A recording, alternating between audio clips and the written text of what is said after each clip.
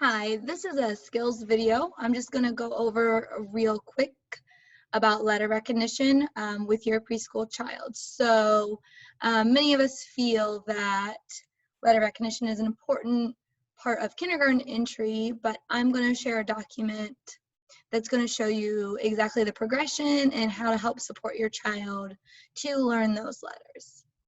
All right, the first thing I would like to mention before we get started is that your child is not expected to know all 26 uppercase, all 26 lowercase, and all the different sounds that the letters make. A good benchmark for kindergarten entry to make sure they're on target for their reading skills is if they know about 18 uppercase letters, 13 lowercase letters, and just a few different letter sounds. So this document here is it has a lot of extra information, but I'm just going to hone in on this very first part that says letters. And before we go over the type of letters to work on with your child, I want to kind of go over a basic strategy of how you can practice these letters. So the first skill that you can work with your child is what we call matching. So they take a letter and they match it with the same letter. So if you're looking for the letter A, you have them flip over a card and find another A. It's the basic matching game that we're all familiar with. This is a good prerequisite to get them to label those letters. The best way it was ever described to me is it's easier to match a picture to somebody's face than a name to somebody's face. So that's a very easy way to get your kid into doing those letters. Next skill is identifying. So if you give them a whole bunch of letters and say point to a certain letter. So if you have the letters X, B, O, and A, and you say point to the X out of a selection, that way they have a few different choices. The last one is the labeling, which is what most people are familiar with. That's the flashcard style memorization. So that's where you show them a card and they say the letter. Also, I plugged writing in here.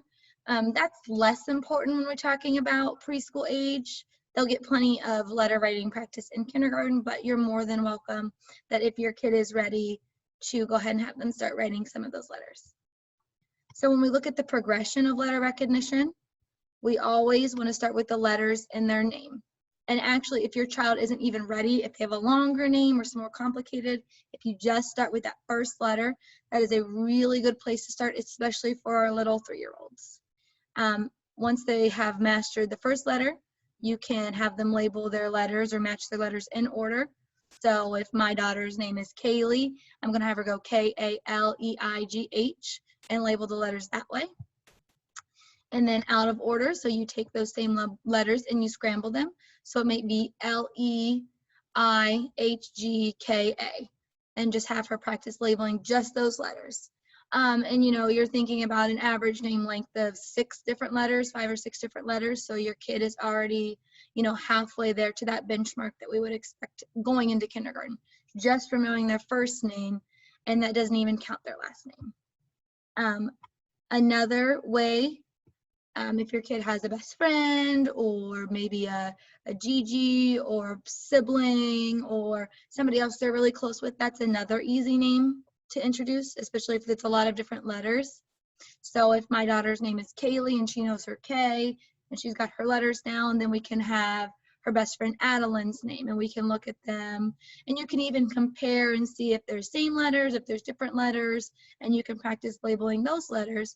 And if you have a younger sibling, this is a really good time to introduce them to their name too and have the older sibling kind of take that teacher role and help them out. If you're still finding that your kid isn't hitting that benchmark number of 18 uppercase and 15 lowercase, some other easy common letters that kids tend to pick up quickly. O is a very common shape we see a lot of places, same with X.